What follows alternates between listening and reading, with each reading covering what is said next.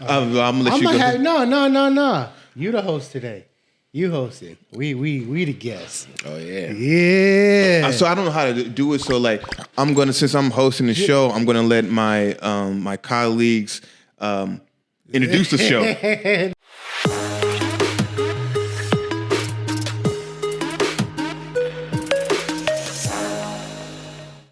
So welcome to my Jiu-Jitsu Academia. I am a special host today, Michael Ross, and today joining me is the regular people of the show, J Matt and Devontae Jones, aka DJ, aka my man's hurt right now. Oh man, yeah. So I wanted to do this show. I asked JaySin, could I do this? And he obliged. I felt like every time I watched the show, I didn't really get to see you guys like really elaborate in the questions. Okay. And I really wanted to see it. And I had some questions. Some of them are easy, some of them are hard. But I kind of wanted to put you guys in a hot seat to see how you guys respond to it. So yes, right now. Okay. Yeah. So the first couple of questions are going to be really easy. See, the way you're saying easy is making me nervous. I know, right? No. They are. So, I'm not like bad nervous, but I'm excited. Let's. So most of the questions I'm going to ask, I want the answer and I want to know why. It can be a long why. It can be a short why. All right. So the first question: Marvel or DC? Ooh, Marvel. Marvel. You want to say why? So this is a tough one for me. I'll say I really do like DC. If we're talking about movie cinematic universe, Marvel just does it for me. Comic book wise, I think I've read more and I own more DC comics than I do Marvel. And actually, I've read more DC comics than I have Marvel. So it's weird, but if I had a gun in my head, I have to choose. I'll put on a Marvel movie before I'll pull out a DC comic any day. So Marvel. Okay. I'm gonna go with Marvel too, just for I was never like big on DC comics, but other than the Flash, DC just doesn't really like. Whoa! Wait, Batman? Come on, bro. Nah, dude. No, I don't. And low key, Aquaman is dope. To me, Batman's just a rich dude beating up people with mental health issues. I mean, he does have mental health issues, but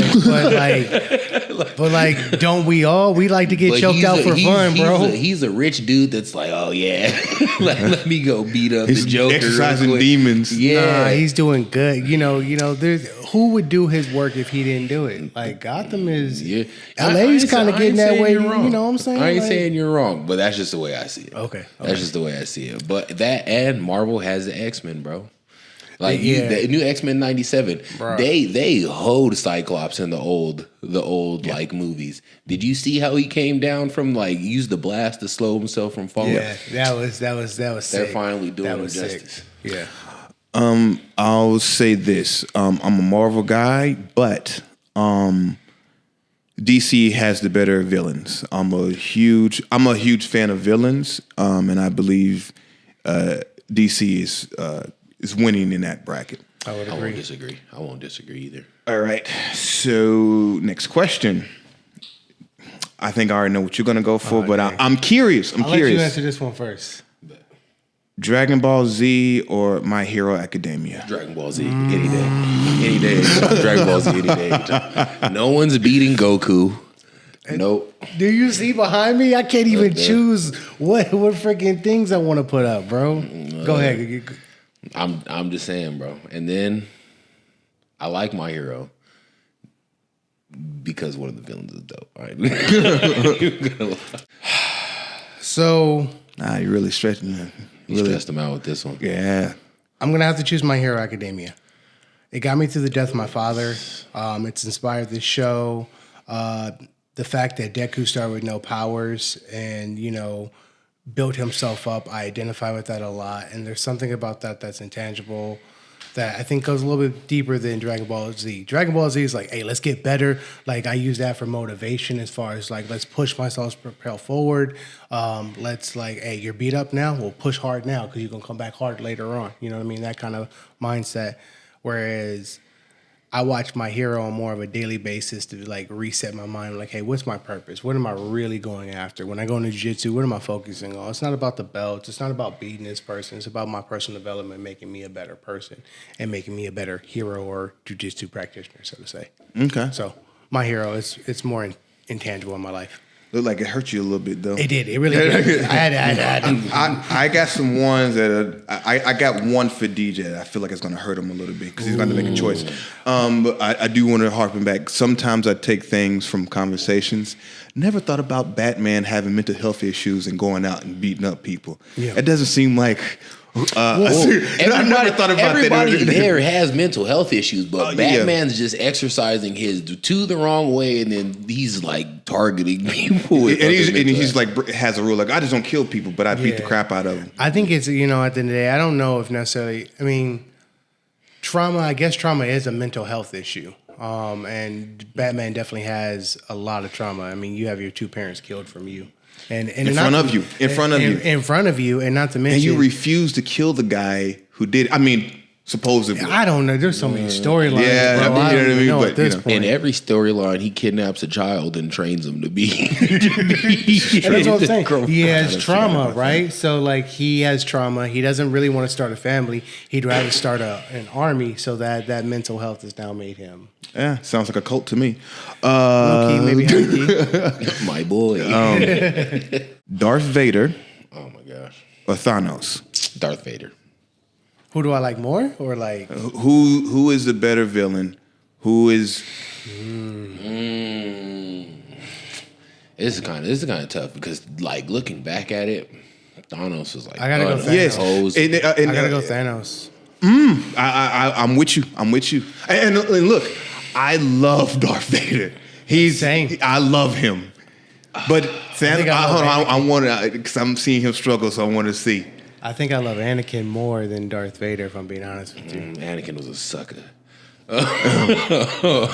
Because hold on, I'm gonna say my piece before, but hold on. Tell me why. Tell me why Thanos. Just if you look at like as a villain, who he was. Like, I feel like Vader was just a spoiled child who just couldn't figure out, that he couldn't have his way because he wanted it his way, right? Whereas Thanos, I feel like... You know the story of Thanos? Huh? Do you know the story of Thanos? Oh, we're talking about comic book story? I'm talking about cinematic movies. Okay. If we're talking about the whole, like, trying to prove his self to love, death, or whatever, like, yeah, no. But I don't want to break it, but that. Yeah. But if we're talking about I'm talking about Thanos from the movie universe, yes, for the most part. So Thanos from the movie universe, his whole thing is like, hey, I saw a lot of shit go down, and I'm trying to keep that from happening. And right now, y'all are just going too far. We got to slow this down. I know y'all ain't going to do it on your own, so someone has to do this. So, like, it's almost like I kind of root for this villain a little bit because I understand where he's coming from. Yes. Whereas Vader, like, I kind of understand where he's coming from. I still feel like, yeah, you kind of need to get the fuck over yourself, bro. Like, you know what I'm saying? It hurts for me to hear you talk like that about Vader. I see what you mean. Like, if we're talking about, like, actual psychologically, yes, mental, like, right. if we're being for real, like, if I'm not getting lost in the, hey, this is fun and this is Star Wars, yeah. Go ahead. I see what you're saying, right? But the whole point of Vader, when he's finally Vader, he just fucks shit up. He doesn't care about the love or the people he lost or anything like that. He is legitimately just a soldier following orders. He hunts and kills Jedi. He trains the Inquisitors to where the whole universe is afraid of this one man. And I get Thanos, but at the same time, he could have just tripled everything. You know what I mean? If he's like, oh, everyone's battling for resources and he has that infinite cosmic power, he could have just tripled or quadrupled everything. Same thing. That actually does make a really good point that I never thought about. Yeah, I'm always up for changing my opinion on something or my stance. But with me, because you're 100% right. That's why I say Anakin's a sucker. I'm like, bro, like you had these visions that she was gonna die and then caused the visions. Yeah, yeah. He caused it. But if you're separating Anakin from Vader, Vader just didn't give a fuck until he found out he had a kid, and that was his only downfall. And I think that's why I don't like Vader as a villain, because he just didn't give a fuck. Like there's something about a villain that cares, that there's something for me that I'm like, I don't want to ruin the show My Hero for you guys, but never mind. I'm just going to say, I'm caught up on the manga. All right, so it doesn't look, very long story short. At some point in the story, some hero has to decide whether to kill a villain or not. And making that decision is a troublesome choice for this hero. And I think like that's always what's important, is like he sees the value of that villain. He sees that that villain isn't all the way bad, that he can still be saved. And I think it's important to see that good in not only people, but everywhere. I get you, but essentially Vader has the same arc because Luke didn't kill Vader. Vader killed Vader because he picked up Palpatine knowing it was going to shock his whole body and threw him down in order to save Luke.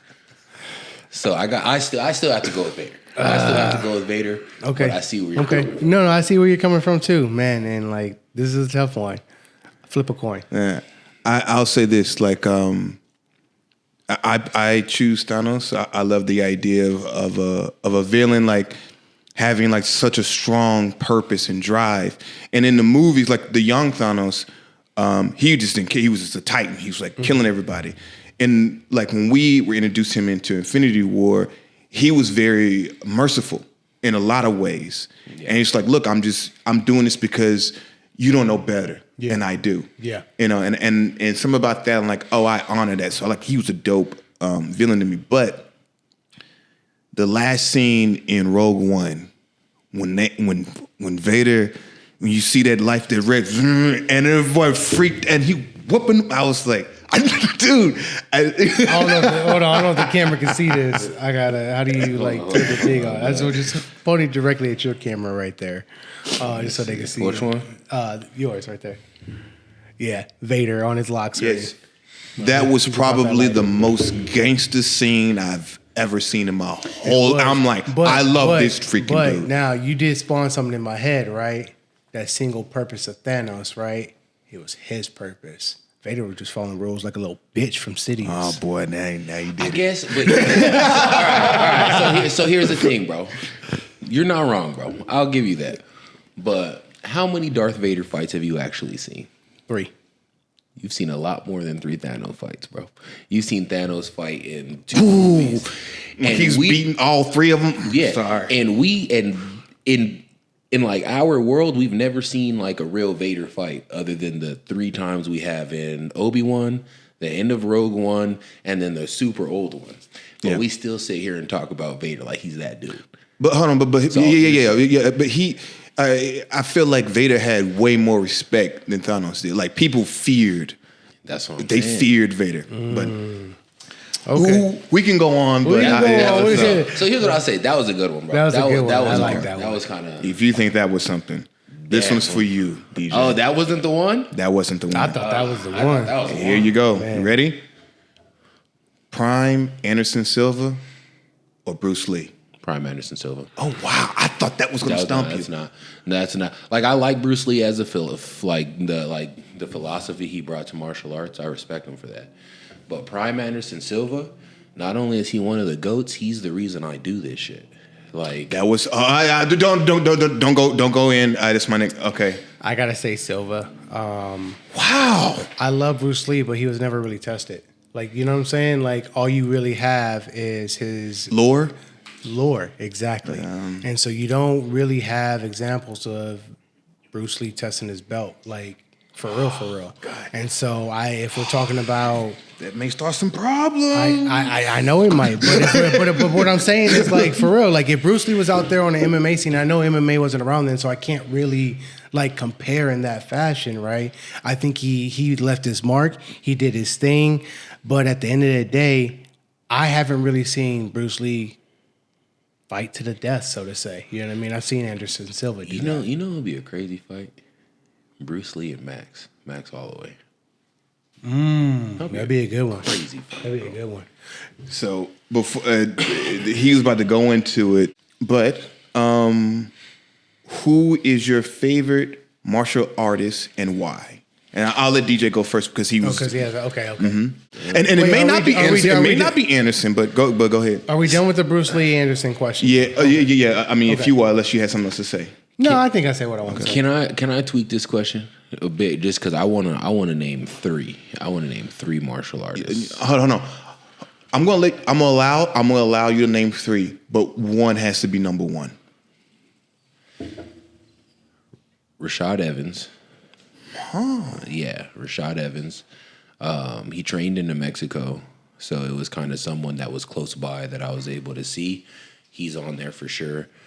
I'm gonna go ahead and say Ultimate Fighter champion. I think he won the Ultimate Fighter as well. Yep. Yeah. I'm gonna go ahead and say Anderson Silva's number one, but I just feel like that's a generic answer because we know why. We know why, bro. It was years of him just knocking people out. Like in like 2 years, he had a total of like 5 minutes of fighting. You know. So I mean, would you say that he was? All right, let me ask you this one. The same thing. I want to know who your favorite fighter and why. But what fighter inspired you the most to get into martial arts? You know what? No. Because that's another one. That's another question. I was gonna say the person who inspired me the most to get into. No. Don't say it. Don't say it. So all right. So you have Rashad Evans. You have Anderson Silva, who's number one. I don't know what number. And then number two is John Jones. And you have him. You have John Jones under Anderson Silva. Yeah, just because I'd rather watch an Anderson Silva fight than a John Jones fight any day. Okay. Where you know most times you're going to get some highlight reel worthy knockouts coming. Okay. From Anderson Silva. This is really tough for me. One, because I'm still fairly new. I think 2020 is when I first started watching. So I only have like when I started and what I've gone back and watched. Okay. Or what I watched a little bit growing up. So I feel like oh, now it's all crooked and shit. Whatever. I feel like a cheap ass. Actually, he's gonna throw me off. I see it right here. There we go. It's close enough. I feel like very cheap saying Israel Adesanya. Nothing wrong with that. That's a good choice. He's one of the first fighters I got to see do his thing, and I go back to what he did against Yoel Romero and Paulo Costa, and it showed like me as just kind of a casual at the time. Just like, oh, it's not really about muscle and bronze, right? Mm-hmm. Like just starting out in martial arts, it was a real like eye opener of like, you don't have to be like to like win a fight or to be tough. And as someone who's looking for confidence and like how to explore and find that through martial arts, it was a good example for me when I first started off. Mm-hmm. I've talked about him before, Dustin Poirier. Dustin Poirier, and God, it breaks my heart. I don't know if he can get past Islam. I'm happy he's finally getting his actual shot at the belt before. This is probably his last shot at the belt. So Dustin Poirier is probably another one that's very high on my list. Your stories, like thinking about him, reminds me a lot of you in some ways. Mm-hmm. So that's a good one. Mine is Anderson Silva. There's only two fighters in the world that's ever made me cry. One was Mike Tyson. When he lost, I cried. I remember as I was a kid, and I cried when he lost. He was my hero. And Anderson Silva, just watching him, he was the first person to make fighting look like art to me. And it made, like, to watch him was beautiful. And it's like I was crying watching this man. It's like this he's unstoppable. Like him in his prime, you couldn't do anything with him. So Teenage Mutant Ninja Turtles or Bloodsport? Turtles. I can't answer this. I mean, Bloodsport was a cool. You haven't watched Bloodsport? No, I haven't watched. Bro, so growing up, I never watched the Ninja Turtles. Never did. I was never a Ninja Turtle. I told you that this was going to start some fights. I did not tell you. This was one of the questions I'm like, I bet DJ haven't watched either. And I told you, like, it's a generational thing. Yeah, I didn't watch the Ninja Turtles growing up. And then, like, so there was a gap. So you got to remember, I'm 29. There's a bit of an age difference. Yeah. My growing up, there was a video game there wasn't like many cartoons. And then the generation after me, the 2000s, they had cartoons, but I was already out of cartoons by the time they released. That makes sense. So I'm not gonna give you much hate or shade on that. I will go ahead. No. Go ahead. I will say this. Like, what's really cool about the Turtles is that it's four brothers who do martial arts together. And at the end of the day, growing up as a kid, you got your four homies. You guys get, all right, let's get let's fight each other, whatever. I think that was really a lot of the fun of it growing up. So, okay. I have a follow-up question to this, but since DJ didn't know it, I had a spare question just in case. Oh, you came prepared. Yes. Shit. All right, what's up? This is a 3-er, so you get to choose from 3. Was this fuck, marry, kill? Oh, okay, good. I don't answer those questions. Here we go.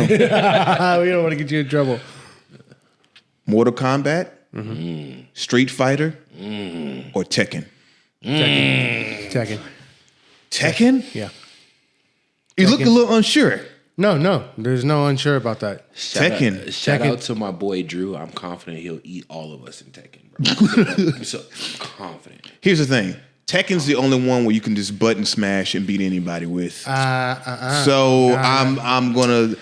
So my boy Drew is the one who showed me that shit is not true. That's not true. Like you don't understand Tekken. You can actually sidestep in Tekken. You sidestep in Tekken. That plays a whole nother element in your angles and positions, but you got to know how to time it just right. Like I'm gonna go ahead and say Mortal Kombat. I've been rocking with Mortal Kombat since Toasty. Yeah. So Mortal Kombat has to be a very close second. But here's the thing: I used to get my ass beat on Mortal Kombat, and then I could never I always had to pause. What's the move list? How do I do my fatalities? Fatalities were way too hard to remember. Like Tekken, the finishing moves were kind of built into the button system. They have finishing moves on Tekken. Yeah, there's finishing moves. I didn't know Tekken. that. Oh yeah. And You're the moves, food, brother. Yeah, bro. Like I'm telling you, well, I mean, 4 square, let me 4 say triangle, this. 4 I'll back give circle, anybody work with Eddie.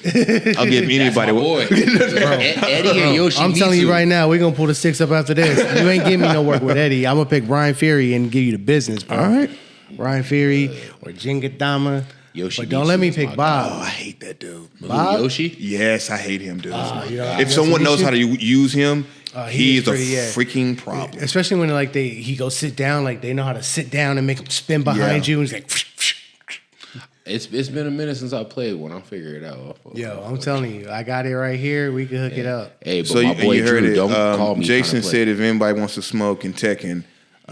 Why are you always trying to get me to fight somebody? We always bro? take it there, so we might as well go ahead and take it there. My man started this shit. I did not say everybody wasn't smoke. Anybody can get it. Tekken days. It's called on for every Friday. Let's run it. Let's run it. Let's go. We're gonna post it this. All right. So this goes back to the Teenage Mutant Ninja Turtles and Bloodsport. What martial art movie inspired you the most, and why? DJ, go ahead on that one. I wouldn't say it was a movie. I didn't get into martial arts movies that much. Even now, I'm still not like that into them. Then, all right. So you still have the same question. What is your favorite martial art movie, if any? You're gonna laugh at me, bro, but it's like. So I know it's not how I know this is not how it goes down, but I think of The Matrix, bro. Like whenever I'm that's fine. That's fine.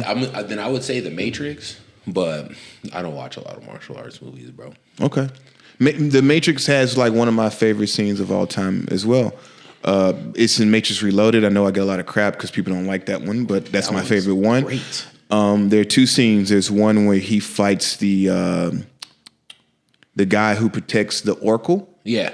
That one. And then when he fights all the Smiths. Oh my, it's one of my, I was like, that was beautiful to me. He beat the brakes off them, boy. Yeah. That's what I'm talking about. Favorite scene in Matrix is definitely when Morpheus tells Neo there'll be a difference when walking the path and knowing the path. There'll come a day when you know the difference between walking the path and knowing the path. And watching that one day, that's what kicked this whole martial arts stuff off. I was like, I've always known that like I want to do this, and I've always pretended like I could fight. I've always been able to get out of situations with posturing and stuff like that. But like, I want to like really walk the path of a martial artist, and so that spawned it. Now, hold on. I didn't answer your question. I know you didn't, but I want to say to give you another one. One of my favorite quotes of all time is also from Morpheus. It's in, I think it's in 3, where no, it's in 2, I believe, and it's when they leave the dinner with I forget the guy, the guy who's like the creator or something, and they're in the elevator, and he was like, "Hold on, what happened? Did we do something wrong? Something's not right?" Mm-hmm. He says, and Morpheus says, "Everything happened, and couldn't happen any other way." And he's like, "Why?" He says, "Because we're all still alive." And for whatever reason, that like resonates with me. It's like, man, if you're still breathing, things are still going the way that they're supposed to. I don't know that affects me, but the question is yours, sir. Oh, favorite martial arts movie. Let's go. I would have to say probably the ones that I've watched the most are probably Rocky. So I'd have to go to Rocky. Yeah. There's something just about that underdog story, being over the hill. Like again, like I kind of like it just comes back to the identity. It's like, what do I identify the most with? And everyone was like, Rocky was slow, and like, yeah, he kind of was, right? But he also was the most kind, loving motherfucker you'll ever find on the planet. And you want to know what's funny, bro? For the reaction I'm about to get, maybe even online and from he's never seen Rocky. I've never seen Rocky, and I refuse to watch it, but I have seen all the Creeds. Guys, it's a generational thing. I knew this was going to be a problem going in. That was so disrespectful.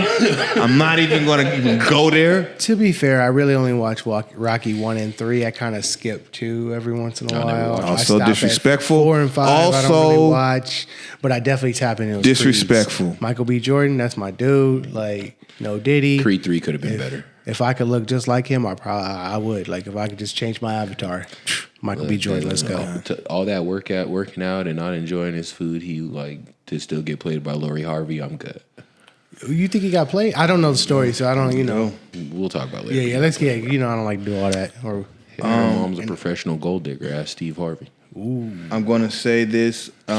Both Teenage Mutant Ninja Turtles and Bloodsport are like my favorite martial arts movie of all time. But if Bloodsport scared the crap out of me, but Teenage Mutant Ninja Turtles was the movie that I watched, and I went outside and I started air kicking everything. Yeah. So it meant a lot to me. Here we go. Now we're going to get into the nitty. Okay? Is a mat enforcer a glorified? No, I don't think so. I think that at the right gym, a mat enforcer, knows that the balance of what to use and how far to go. And I think he's also important to have, because you can't have your head black belt going in and just fucking people up when things need to happen. You need to have your general or your generals that's like, you got to go to the boss at the end of the day. You don't want to get to the boss level, so you need someone that has that wherewithal to shut that shit down right now, so they don't even try to go to the boss level.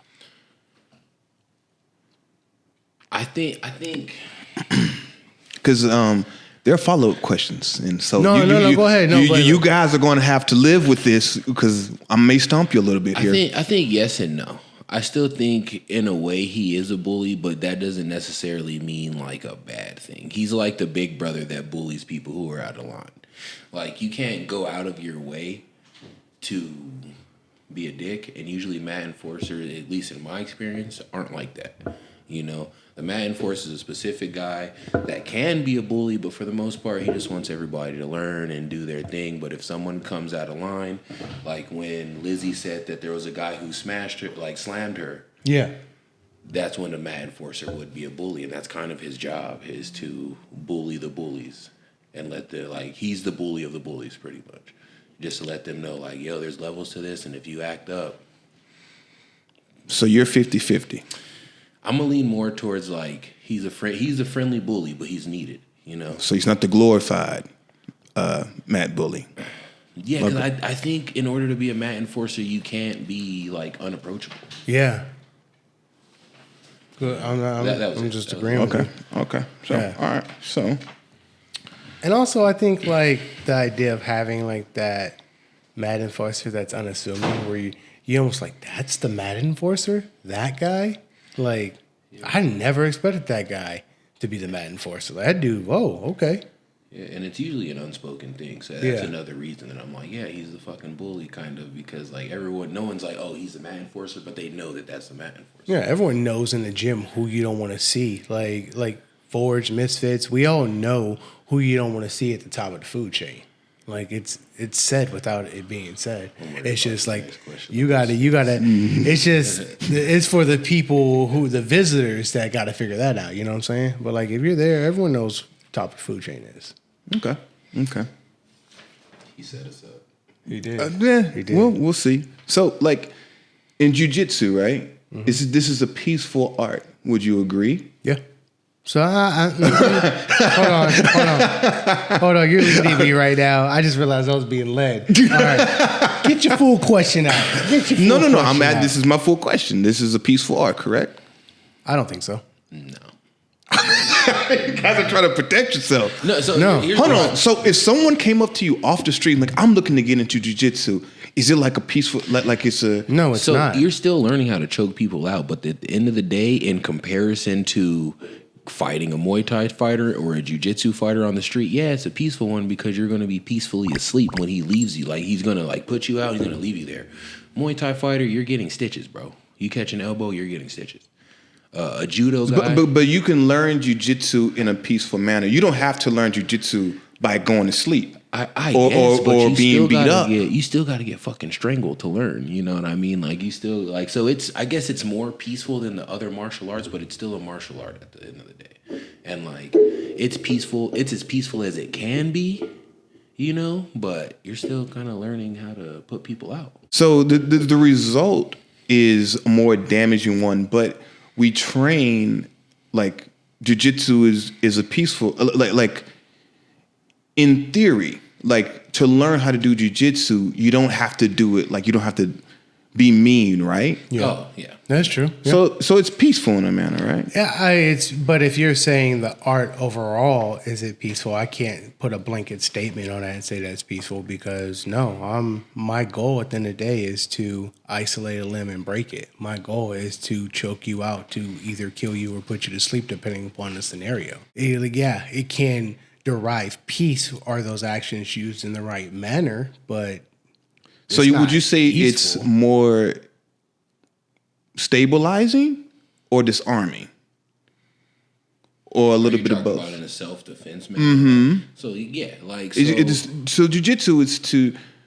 stabilize. You know, like when other arts are like to neutralize, meaning like to take you out completely. Jiu-jitsu, you don't have to do that. You can stabilize a person. That's why I said it's more of a peaceful thing than anything else. Yeah, I think I agree with that segment of it being more peaceful. But what I'm saying is like an overall colloquial blanket statement on jiu-jitsu being a peaceful martial art. I can't agree with that. I don't believe anymore. Like you can use martial arts to achieve peace if that's your goal. Yeah. But at the end of the day, what you're learning to do is not peaceful. Yeah. Okay, I see what you guys are doing. I see you're learning to enforce the peace, I guess. So you guys are so scared about the questions I'm going to ask that you are riding the fence a little bit. That's no. That's okay. So, is it good gym culture to have a mat enforcer? I would say yeah. Yes. So it's okay. Yes, I'm gonna. Mm-hmm. I would almost say that. In its nature, in itself, a mat enforcer blossoms, and it is up to. see what he's trying to do. He doesn't want to answer the question.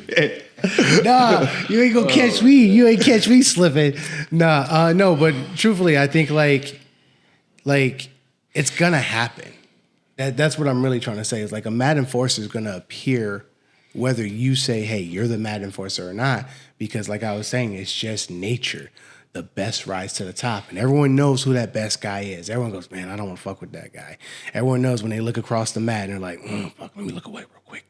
Whatever the case is, right? Everyone knows who this guy is or who these guys are or women who are like, not to put a blanket thing on it. They know who they are. So no matter what, there's going to be that person that's going to be at the top. And 9 times out of 10, they're going to be a nice person because no black belt is going to let a shitty person come into their gym and rise through the ranks like that. So I think ultimately it just happens by nature of the gym. Like in society, we need cops. You know what I mean? Exactly. And Go ahead. like, okay. Go ahead. Like in society, there's cops for a reason. You know what I mean? Like if not everyone's gonna be on that level, but there's those people that come in. So you're saying these cops should beat up this person who's trying to come in here? No, hold on. This is an analogy that you use. I'm going with it. Look, I'm not saying necessarily that the cops should beat people up, but I'm saying that's how they act in jiu-jitsu. Like the mat enforcer is pretty much to keep the peace. So you're saying that's a good thing? not in society, but on the mats. Okay. Like they just handle shit differently, bro. So he trying to get us, bro. So I'm like, so you're saying that there needs to be a mat enforcer, right? And you're almost saying it's a necessity to have one, from what I'm hearing from both of you, right? So I'd say it's what he said initially. I don't think the professor should have to do that because it puts that thought, that fear from students in their professor instead of some brown belt or some other black belt. But your students shouldn't fear the professor, and he shouldn't be put in those positions to have students fear him. But if someone's acting out of line, it's kind of what he has to do. Because there's going to be those guys who come in like, yeah, I go to the gym, I'm 260, learn a couple moves, and then just fucking smash people or slam people around. Mm-hmm. You've seen it, he's seen it, I've seen it. And it's usually those mat enforcers who get them to take a step back and chill out. And if the professor does that, all the students are going to look at him that way. Like, if I fuck up today, the professor's going to put me out. And he shouldn't be in that. So position. I'll just say, yeah, I think if that in that case, yeah, I think it's important to have a mat enforcer. I don't think it's important to necessarily let the dude, hey, you're my mat enforcer. Hey, you're my mat enforcer. But I think in a good but gym, you guys just said everyone knows who the mat enforcer is. They do. Even the professor. So he doesn't have to say anything, but they have a relationship of, we know, I know who you are, and you know who you are. Correct, yeah. Okay. With At least I believe so. So you're saying if someone comes to your gym and they're being rough, your thing is to for the professor to eyeball it and be like, go sick them. Versus, why does the professor have to eyeball it? A majority of the time, the professor will see, and look, and here's the thing: the professor will see a new guy coming in or a visitor or whatever being really rough. Mm-hmm. Stop me at any point if I'm wrong, okay? And the professor will see that, and then the professor will be like, hey, such and such, you mind rolling with this guy over here? And that's how it usually happens, right? Or sometimes the mat enforcer sees it, and they understand that what the professor wants. So it's a kind of unspoken thing. Would you agree? Yeah. Yeah, I guess so. Yeah. Okay. So you would rather have a gym coach that's like that versus one where the professor is the leader of this. He's protecting his house, and he goes to the visitor or this new student and says, "Hey, look, we don't roll that way. In here, we go it a little bit lighter. And if this is what you want to do, then this is not the gym for you." Yeah. But you rather have a gym where there is a person who's designated to bully the bully. Yeah. Okay. Yeah. Because at the end of the day, hold on. At the end of the day, after the mat enforcer puts dude down, he's gonna do one of three things. He's gonna leave anyway. He's gonna be like, oh, okay, maybe I should take a step back. Or he's going to realize deep down inside, he's just that fucking spaz. And he's just going to keep coming back and keep getting beat up. But there's nothing wrong with that, Mm-hmm. But so your question was, would I rather? There is no would I rather to any of it. Because I'm not necessarily, like, I'm not in charge of any of this. You're the professor. This is your gym. Professor. I think, like, it's important I think if I'm the professor, God, I haven't even thought that far ahead. On the spot, not really think that far ahead. I think I'm probably going to be the one to be like, hey, bro, I think you're rolling a little rough. Like, chill out. It also depends upon, man, it's tough. That's a tough question. That's a real tough question. Look, dude, it's no secret who I am. I think it's really going to depend upon the day. Like, here's the thing. Like, if I'm in a bad mood that day and I see that happen, and let's just say, like, because, for example, I'll use this as an example. Anytime I see someone new come to any gym that I'm a part of, he's wrong with any woman, whether I have a relationship with that woman or not. And by relationship, I mean whether we talk or we're friends or we're training partners. I'm always like watching because I want to see what he's going to do, especially if they're a white belt or a blue belt. Purple belt, I'm usually like, I'm not too worried about. But white belt or blue belt, I'm kind of protective of the women in the gym just because I know there's a lot of dudes out there with ego problems. And I think it's important to be very conscious of those people. So in that scenario, like I'm already watching over these girls now, right? So I feel like this is going to be the same thing as a head coach. But if I'm in a bad mood and like I saw like a gym I was at, I saw a guy double leg a girl, a white belt, 2 white belts. Pissed me off, right? So therefore, you know, next time I roll with him, I turned that shit up on him. Like I was like, nah. And then I even was like, yo, bro, the more strength you use, the more strength I'm going to use. Use all you want. I'm going to fucking demolish. Like I didn't say this, but in my head, I'm like, use it all you want. I'm stronger than you. I've already matched you, right? So keep trying. I'll finish you now if you want to, or we can do it later. Like that's kind of what's going through my head, right? So in this case, you would say that you were being a mat enforcer or a mat bully? I would say I was being a mat enforcer. It's like it fucking happens, bro. Like if I come up to you like, hey, bro, you're doing too much. You can't come back to this gym. That dude's gonna leave and he's gonna be like, yeah, they couldn't handle me. They said I couldn't come back. Yeah, they said I'm that guy. That's pretty much what he's gonna leave with, and that's a false sense of security. But you do 2 things when you walk into a jiu-jitsu, like any type of martial arts. You sign a waiver, and you also realize you're learning something new. And if you want to come in and act out and not realize that these people have built a camaraderie, right? Do you let people just take advantage and slam your friends around? We've been training with these people for a while. And that's why there's a mat enforcer. To 1, maintain the integrity of the gym so he can't just leave and be like, yeah, I went in there, I dominated, and I left.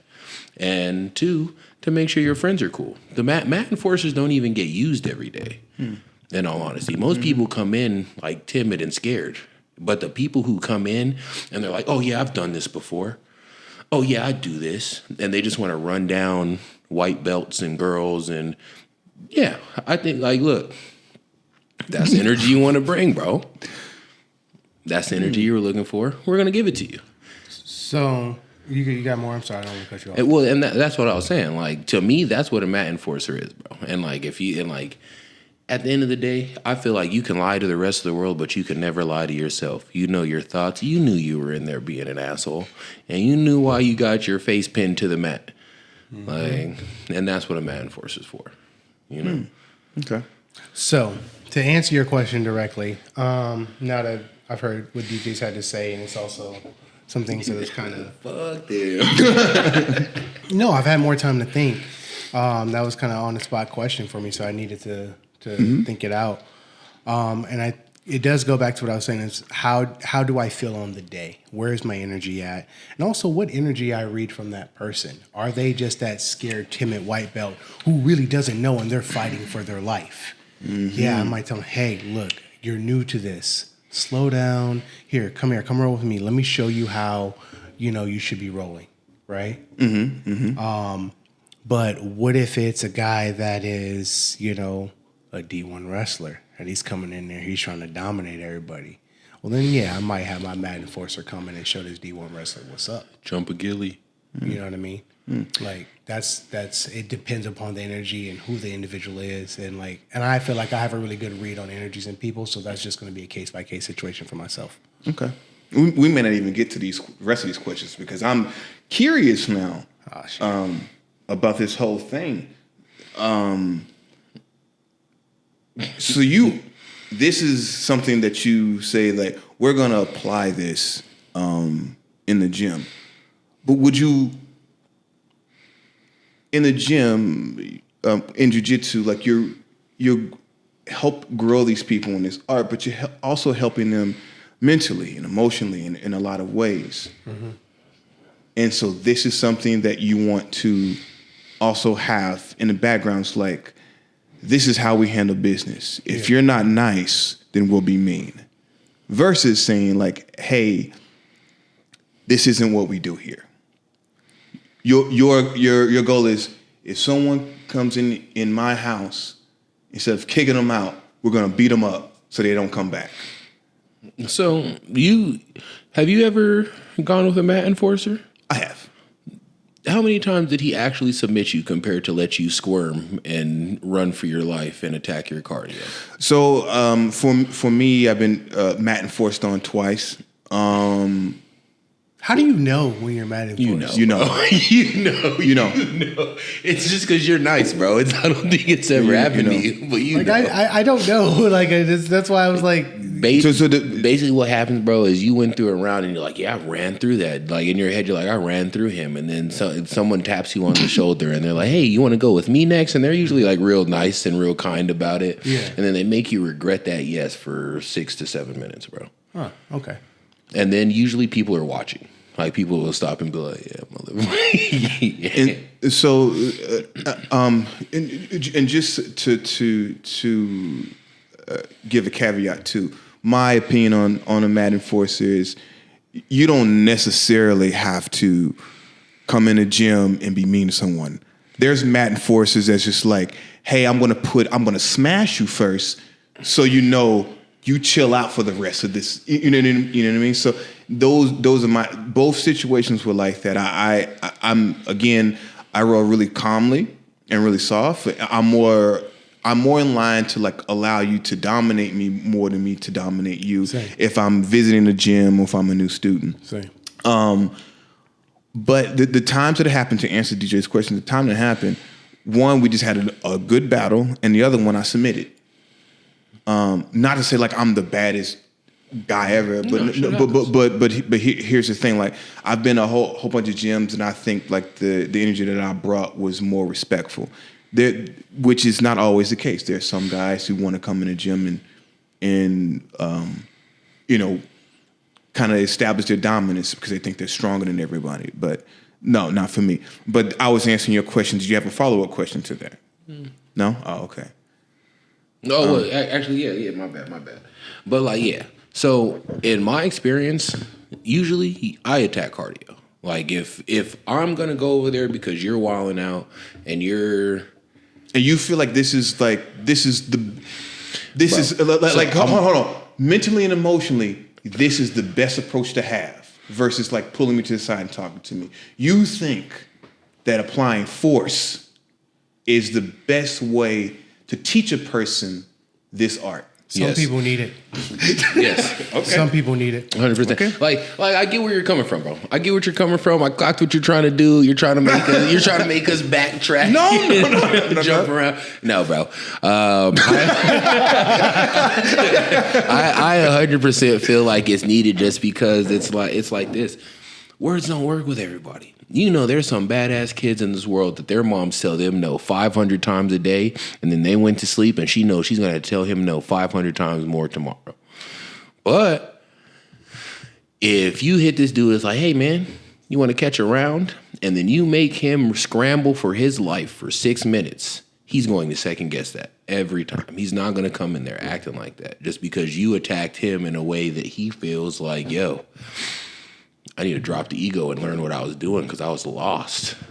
Like not only was I lost, I realized if he wanted to really hurt me, he could have, and I would have done nothing about it. And that's how you force someone to drop your ego, in my opinion. Is that wrong?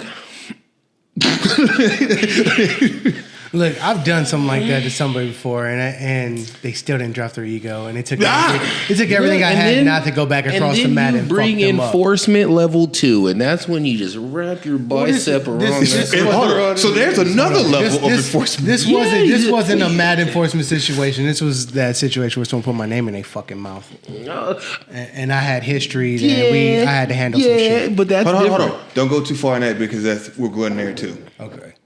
Well, we're already like 53 minutes, man. We going so, all right, so I have one more. I have one more question on this, and we can just end it right here. Okay. Right? Look. Just so you know, I had so many more questions. We can do a part 2. I'm totally cool with that. Let's do a part 2. Okay. I'm totally down with that. We just don't have the card space. No. I'll good. I'm glad that we stayed on.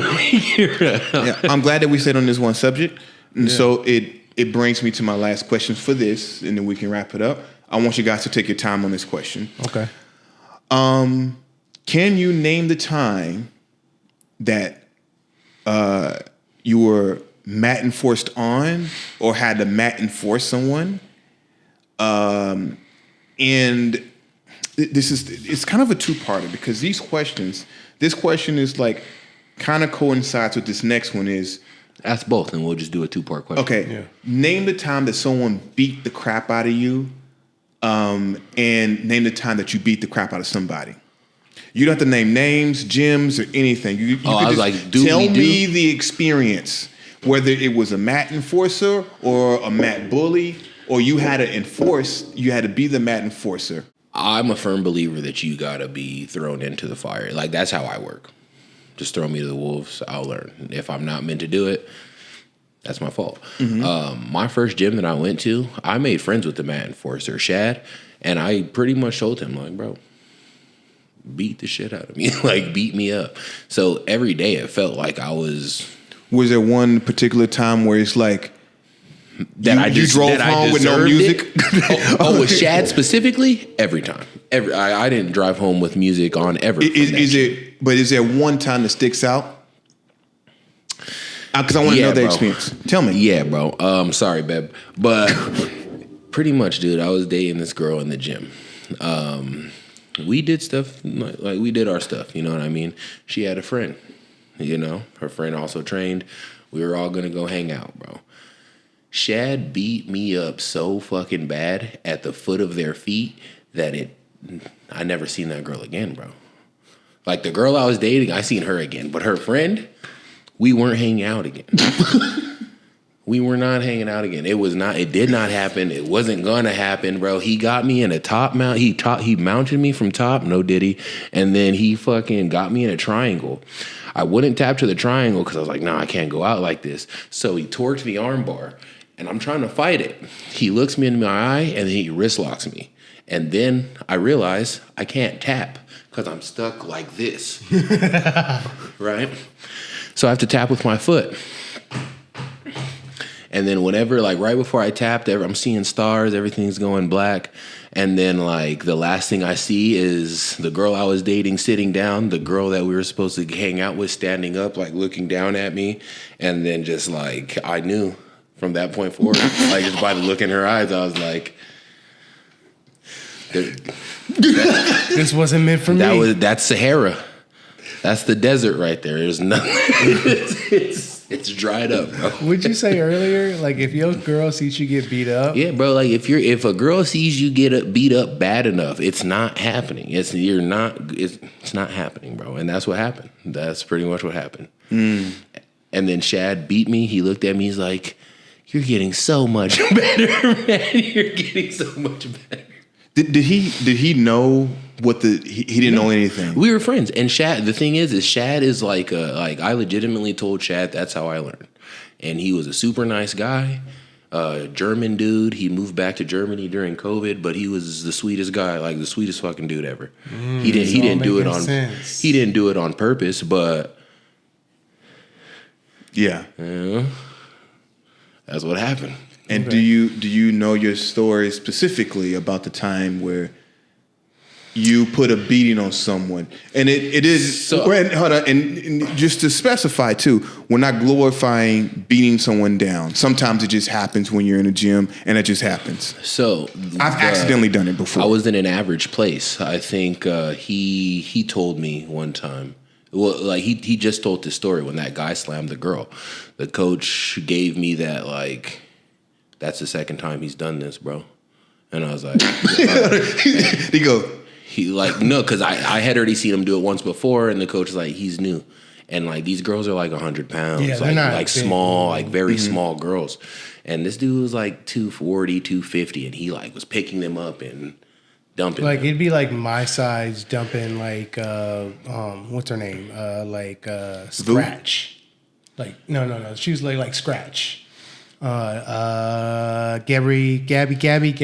I think. That's Oh her yeah. name. Yes. It'd be like someone like my size slamming her, like double legging her. Okay. Full strength, full power, just boom, just. Yeah. So and like he told me to do it, and I remember this one specifically because I was like, all right, I'm gonna do it. So I asked him to roll, and then he just immediately like taps out. Like I get the takedown, I go to knee on belly, and he taps out, and then we reset, and then like I start getting ready to pressure him again, and he just taps out. He started. They call it phantom tapping. And he started doing the like, oh, you're just so talking in between rounds, and it's funny because I don't remember most times that I had to be like the mat enforcer, but I remember this one because like he had already annoyed me doing that, and then he just, for lack of a better term, bitched out for 6 minutes. Like we didn't roll for more than 45 seconds straight, and then the other guy he had beef with.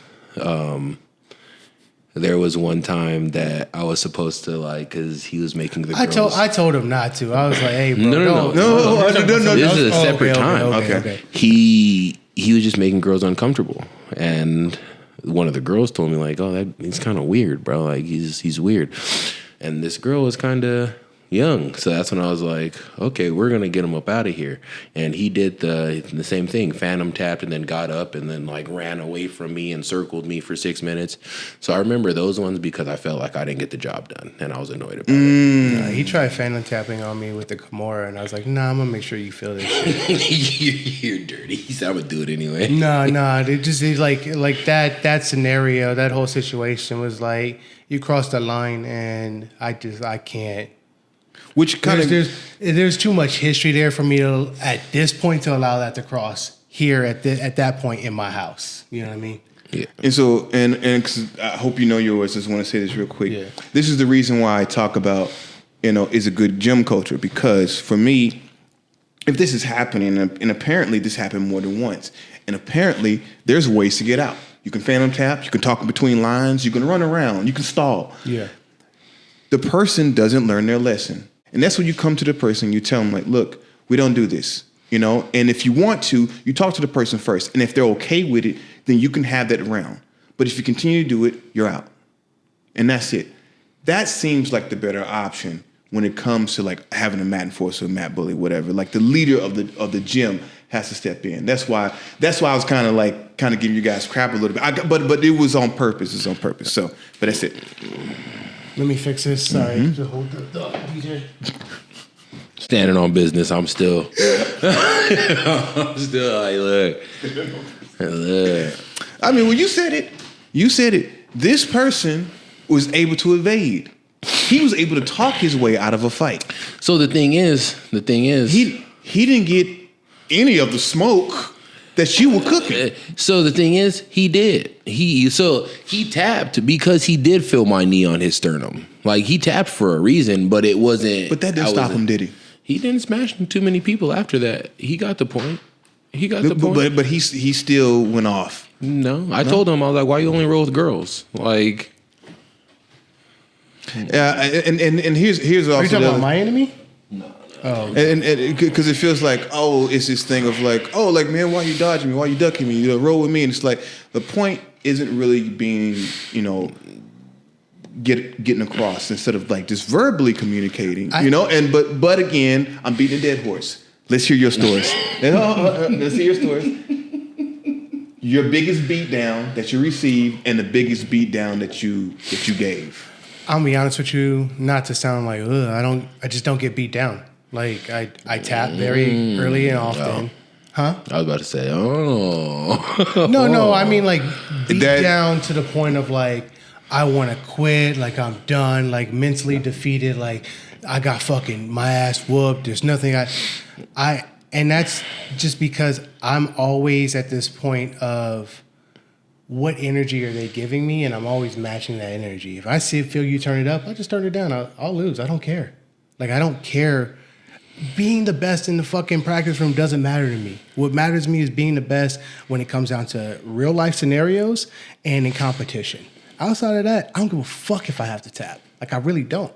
So I don't really get beat down that much in the sense of, like, people trying to put it on me because I'll tap if I feel the energy turning up. Well, here's the thing.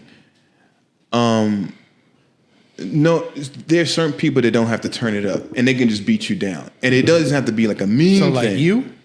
No. See, so that's what I'm saying. The level of beat down I get is like the level I get from you. That's what I'm saying. And so that's what I'm saying. Like it's stressful. It's hard. I can't move. Yeah, my body is tweaked at like, whatever. But like I'm not like, I don't feel like someone's like, trying to like really kill me. So there's no time where you roll with someone that stuck out more than others. Like, man, he really gave it to me. Not really, no. Even when I think I was mad and forced, it was nice. I mean, like, he was nice about it. Like, he just didn't let me move at all. Like, it was like I couldn't do anything. He didn't let me move. And it bothered me to the sense of like, oh, man, I can't move. But it was like, oh, it's supposed to happen. He's a brown belt. I'm a blue belt. I got to get better. Okay. Maybe that comes with a sense of like dropping your ego. But like anyone who's watched enough of these episodes know, like, for the most part, I don't have too much ego, but it's still fucking there because I have some memories of dudes that just left me driving home to that song "Everybody Hurts," bro. See, and I don't have that, and that's just because of who I am. Like, it's not. When I came into this, I knew I was already injured, so I knew I could not go into martial arts or jiu-jitsu with the mindset of I have to beat everyone. I have to go into the mindset of I have to protect myself and do this as long as I can. So in order to do that, my ego has to drop. So my ego's not there, if that makes sense. Like, it's there, but it's not there, which is why I don't even like going to competition, because then I have to learn how to balance actually having an ego with training and trying to get better. And that is a mental energy because my ego does run away from me there. Like, I decided when I started martial arts that I was cutting that shit off completely. Does that make sense? So the only time I let it out is when I'm competing. Okay. You seem like you were emotional about this. No, just because because at the end of the day in jiu-jitsu, they do say the main goal is to like drop the ego so you can learn in its entirety. You know what I mean? I haven't necessarily mastered that. I'll take my losses and stuff like that. But whenever I run into people who just like I keep score, bro. I know how many times I beat everybody. And I know how many times like everyone's beat me is what I'm getting at. And I know those people that I never pulled a fucking dub over. And those people are some fucking bad dudes, bro. And like the thing is like I'm very honest about myself as a competitor. Like I tell people like you can roll harder with me. Like I've been doing this long enough to know like when I'm in dangerous positions, I'm willing to tap like him. But the thing is, I know who I just can't fucking beat. And those people have sent me home just like, what the fuck? And for me, it's just like, okay, I just have to get better. I don't go with like, what the fuck? I just, okay, I have to get better. And a lot of times, now I think you were saying this. Hold on, not to debunk what you're saying. Yeah. But even the whole idea of I have to get better is ego, correct? Yeah, but that's what I'm saying. I've channeled my ego into a different perspective, right? It's I have to get better, not that I have to get better to beat you or I have to get better to beat anyone that's beat me. I have to get better for myself. That way no one can do this to me. And don't get me wrong, they will be able to because there's always going to be levels to this stuff. But also I'm also humble enough to go, hey, that will happen and then check my shit at that point. And you know, like there's a whole thing to this. Well, what I was going to say is, here's the other thing. I'm always basing myself based upon the rank that I'm at, right? I'm basing myself at blue belt. If you're purple and brown belt, black belt, you beat me. I don't care. Like already in my head, you've already beaten me. And then that's not saying that I don't believe I can beat upper belts, because I do believe and I do try, and I have beaten upper belts. I do it quite often, and I can tell that it gives these motherfuckers problems. But that's to say, like, when I'm in a role, the only real competition is myself, and if you're the same belt level as me. And I'm trying to see if I can beat you, because that's who I'm going to see on the competition side, is my same belt level right now. So I'm trying to see, how can I beat my level? So I'm not ever even trying to go past my level, if that makes sense. Yeah. So that's why it's easy for me to just cut off like, oh, you're a blue belt, I got to get better. You got me there. Okay, well, where'd you get me? You got me bottom side control? Okay, I know my bottom side control sucks. Okay, what did you do? Was it this? Oh, I need to do this more in bottom side control to get, like, that's where my feel goes into. It's like, how do I get better? Yes. There was this dude one time, bro. I'm a butcher his name, but if you're ever in San Diego, dude, go to Legion and look for Andres Bravonsky or bro. He's that dude. I tapped him out like 10 times. I'm joking. I'm sorry. So here's what I say. No, the fuck you didn't. I don't even know this guy. So no disrespect. So to you. he's like a niche dude. Like some people in the jiu-jitsu community know about him, but a lot of people don't. But the people who do know about him are like, oh yeah, bro. I was unfamiliar, and he fucked me up, dude. He fucked me up. So I was training at Legion, and I had to drive all the way to South, like San Diego. It was like a 45-minute drive. I said nothing the whole way just because this dude's like 150. He had me wrapped up in my gi so much that I had no idea what the fuck was going on. I felt like I was in a wash. What belt were you at the time? At the time, I was a blue belt. But the thing is, I'm a fan of a sport, but like I can't drop that. Like, I'm a fan of the sport. Like, I recognize like people's skill levels. But the part of me that's a competitor is never going to go away. I always want to win. That's why, like, I'll flow roll with people. But like, I tell people, like, I'm the perfect partner if you're getting ready for a competition. If you're a leisurely dude, you're not gonna have fun rolling with me, because I still want to win, you know. And that's what I tell people. This dude fucked me up, and he was like 150 pounds. I swear he had like somehow he got my arm like this. He grabbed the sleeve from the opposite side, Like, he played this crazy, like, open guard, like, hybrid. Like, he just, like, no matter what I tried, dude. No matter what I tried, he had an answer for it, whether it was from going to De La Hiva to Spider Guard, back to De La Hiva to Berimboloing underneath me and taking my bag. Bro, he's a fucking monster. He is a monster, bro. It sounds like a guy at HQ's named Steve-O. I don't know. I've heard of this Steve-O guy, but I've never. We've been wanting you to roll with him so bad. Is Steve-O? Steve-O's supposed to come on the podcast, right? Yeah. I hope he does, man.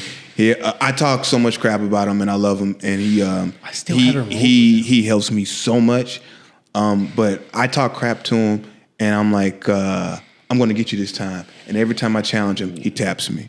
So I'm giving you your respect. It doesn't mean I'm going to stop talking crap. I'm going to talk crap on next one. So, okay. But we still didn't get to your this we can end. Yeah. Go ahead. What's the question? Is there a time where that sticks out to you that you beat somebody bad, and it may have been on accident? And again, like, I don't go out to beat anybody like that. The only time that I've ever set out to intentionally, like, beat anybody was that one time that this person felt like they could make a joke and bring me into it in front of everybody at our Christmas party and not have any repercussions. Like, and then that was the only time.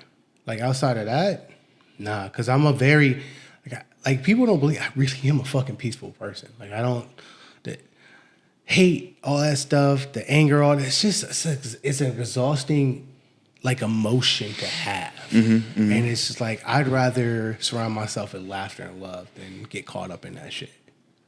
I feel that. Well, but go ahead. Go ahead. I do have a switch, and if I ain't a killer, but don't push me, like Tupac said at the end of the day, right? And this switch had happened once at a Christmas party. No, that wasn't. It wasn't at the Christmas party. It was after that. It was the next time we rolled. Like, I wouldn't have never done it if he never did it at the Christmas. If he never put my name in his mouth at all, then would have never fucking happened. I still hate it. This motherfucker stole Do my you remember motorcycle. any- This motherfucker stole my motorcycle from me. $3,000 that I paid on his bike. Oh well, right? just on merit, he should. Exactly, yeah, right? Yeah. And so, like, at the same time, I'm like, yo, truce. Like, hey, look, this martial arts shit's too much to me. I love it. Like, I'm not trying to cause any bad blood. Whatever. I'm not gonna fuck with you. But now it's like high school again and shit. Like, nah. You better than me. Buddy would have been my warm up every day. Every day. He'd be the first one I submitted every day. Nah. Well, we're at the end. I'll share this. My biggest beatdown was by my first professor, Professor Adrian. I love you, man. He taught me so much, and I want to be just like you in jiu-jitsu. He held me. He was Not working as a with person, me. in jiu-jitsu. I'm joking. No, I mean he's funny. He held me down to side control for 48 minutes. I wanted to cry. 48 minutes. 48 minutes. It was. We used to stay at the class for like another 2 hours, and he's like, "Oh, I'm just going to teach you how to get out of side control." He's like, "I'm going to teach you how to find your happy place." 48 minutes in side control. I wanted to cry. I want to say around minute 30.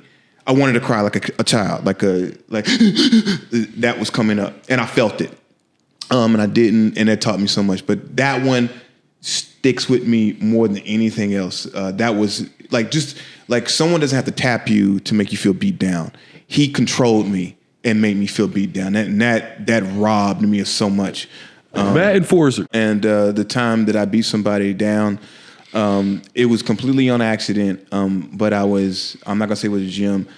I didn't get promoted, and I was a white belt, and I felt like I had done enough to prove myself, and I was emotional. This is before where I am at now. Like I'm at a place where like I stay at the belt that I'm at forever. I don't care. The belts doesn't hold weight to me that much. But at the time when I was a white belt, it did, and I didn't get promoted, and I went against a blue belt, and it was more about me like trying to show everyone in the room like, hey, I deserve it. And it was a blue belt. He didn't know who I was, and I wasn't mean about it, but I tapped him like 10 times. Mm-hmm. I was just doing everything. And I was like, give me my freaking belt or everyone's gonna pay. So because no one wants a white belt running through colored belts. No one wants that. And I'm like, just give me a belt and we can change all this, but that was the one time. I like it. I respect it. One of my mantras for life is deserve victory. And I kind of, when I was a white belt, I kind of had that same mindset. It's like, no, I'm going to deserve victory. I'm going to prove to them on the mats that I deserve my blue belt. Yeah, I'm going to force your hand at this point. Yeah. Mm-hmm. But that's our time. I don't know how to do the outro, so I'm gonna let JaySin. No, DJ's on that. That's not me. Then I'm gonna let DJ do that. Thank you guys for obliging. Hey. I hope I didn't beat you guys too much. Nah, it was funny. I just knew you was trying to set me up, man. You were trying to set me up. Let us know when we do part 2. I'm ready to do it. Like whenever. Yeah. I have a whole another thing for you guys. So we can do that whenever. But low key, that was fun. I know. We might just have to convince you to come be our producer and do this every week. Yeah. Well, I have a few more questions I kind of want to stump you guys on. So, and a lot of them are for you, but I got a couple for DJ that I think I'm gonna mess with them. All right. Y'all know what it is, man. Like, comment, subscribe. Your boy still hurts, so if you want to smoke, you're gonna have to wait or hit up Jay. Yeah. I'm still hurt too. I should be wearing my stuff. No, he's fine. He's all right. No, I'm playing. And please, people, invite us to open mats. I know we've come on here and talked a lot of crap, but man, we're good roles. We're good people. I would love to be invited to someone's open mat. I would love just like to get to know people in the jiu-jitsu community. Same. And just want to have fun. That's Same. Oh, definitely. And just honestly, at the end of the day, just build the sport up. It's already growing. I just think that if we all can get past the my school's better than yours and come together and just like, hey, let's all work together. The sport, the martial arts, the community, everything will rise up. Shout out to Professor Jimmy for that, because he's the guy that supports that. So yeah. Big facts. That's my boy Jimmy. Big facts. But yeah, man, y'all know what it is, and thank you for listening. Hit us up next week. We out. Stay blessed.